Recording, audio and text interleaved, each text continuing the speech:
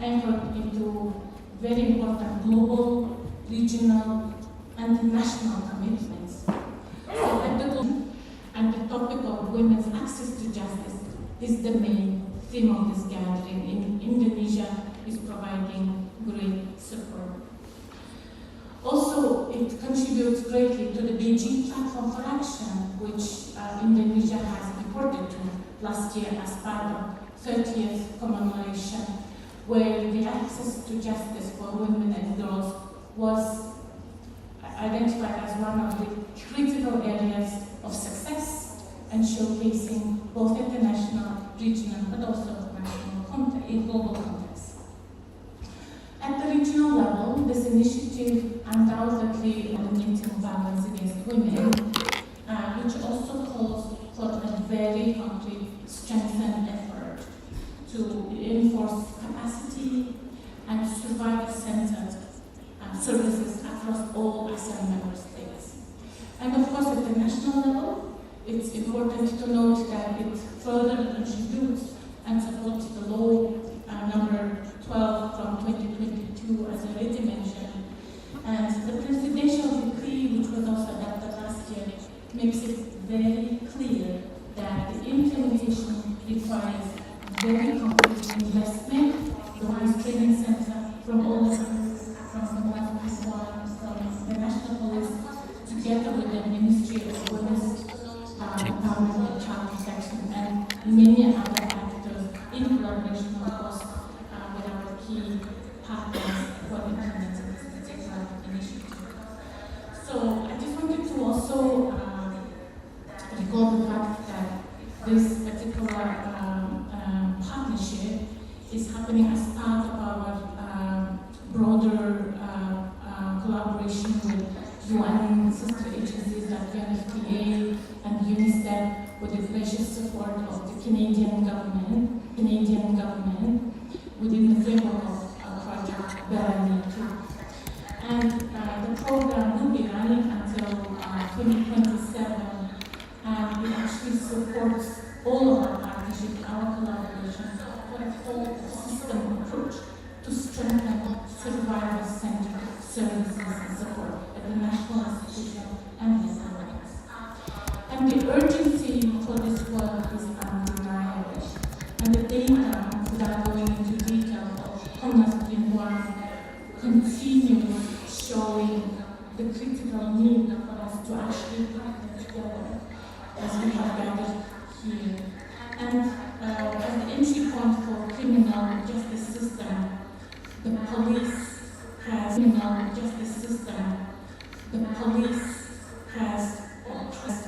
critical decisive role and responsibility.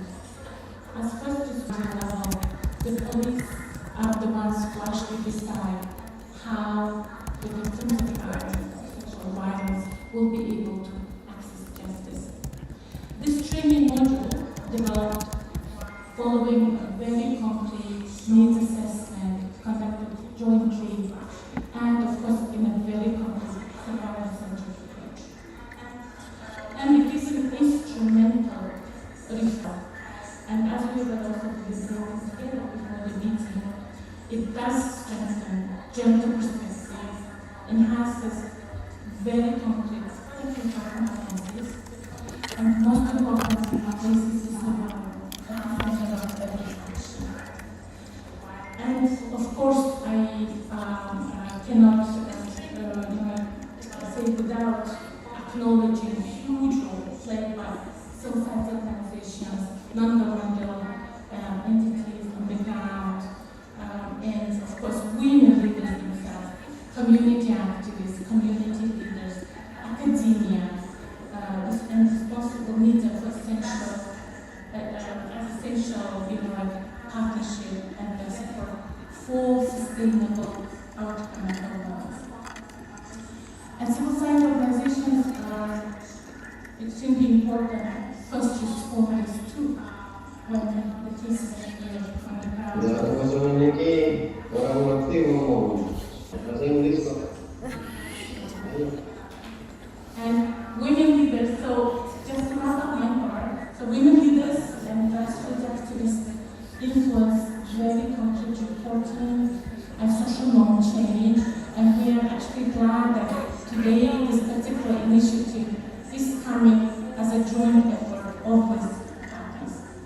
And effective access to justice depends on a strong partnership of this kind, and we as UN Women will be privileged to walk this talk together throughout the implementation and the rollout of this particular initiative. So I'd like to thank once again our partners, National Police Training Institute, National Police,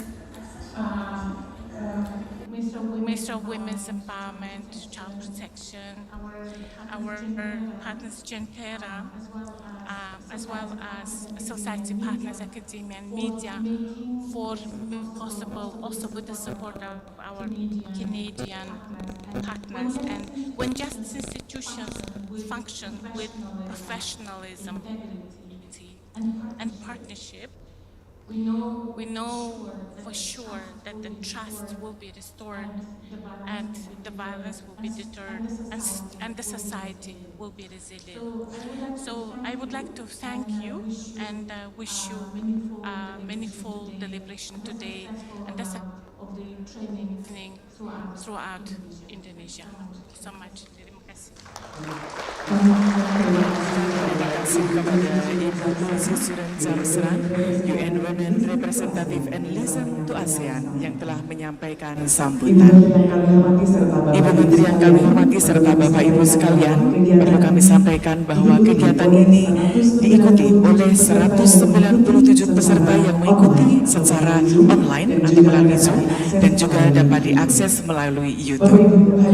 Bapak Ibu hadirin tamu undangan yang kami hormati, sesaat lagi akan kita saksikan bersama penayangan video yang disampaikan oleh Ibu Alice Bau, Head of Development and Consular Government of Canada. Marilah kita saksikan bersama.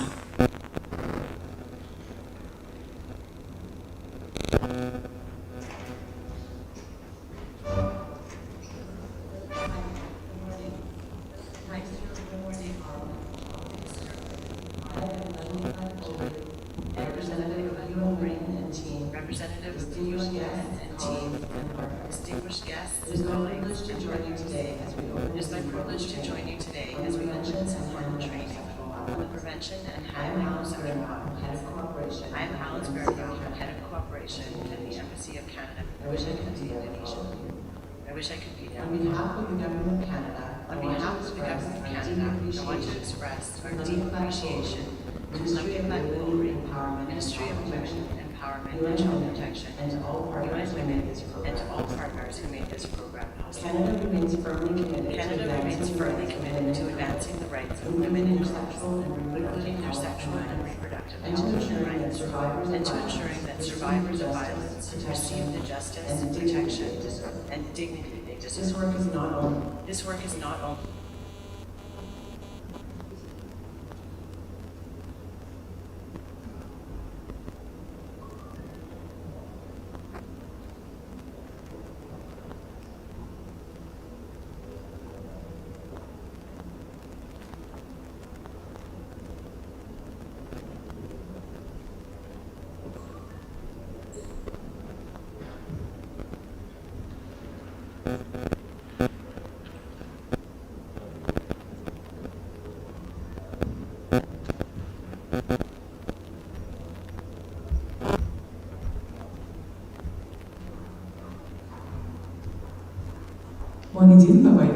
Mohon izin Bapak Ibu hadirin tamu undangan atas sedikit kendala yang ada, dan mari kita lanjutkan bersama acara berikutnya.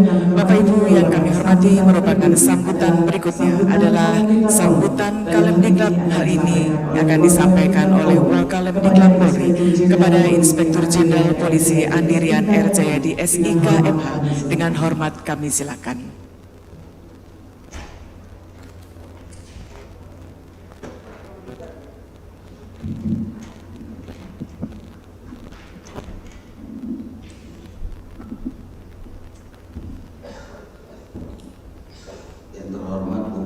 Yang terhormat Bu Menteri, Bapak-bapak, Ibu, serta saudara-saudara sekalian, para hadirin.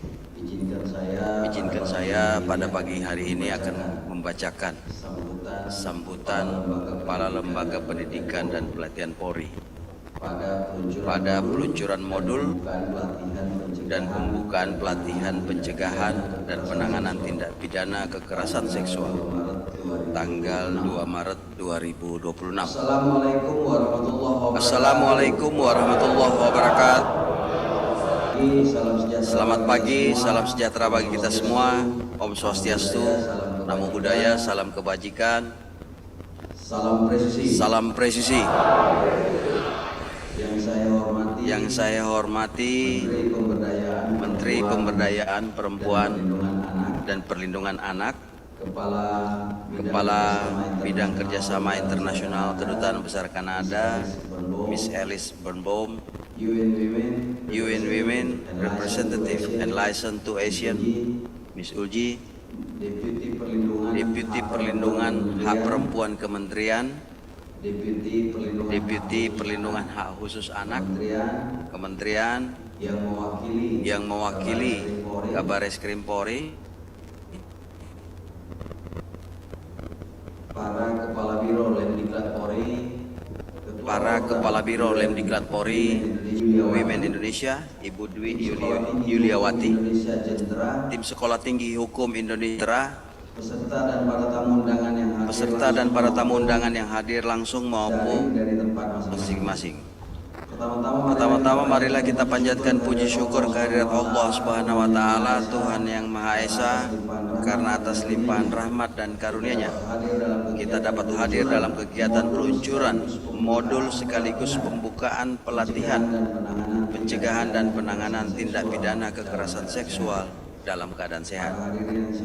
Para hadirin yang saya hormati, hingga awal tahun 2026, isu tindak pidana kekerasan seksual masih di Indonesia.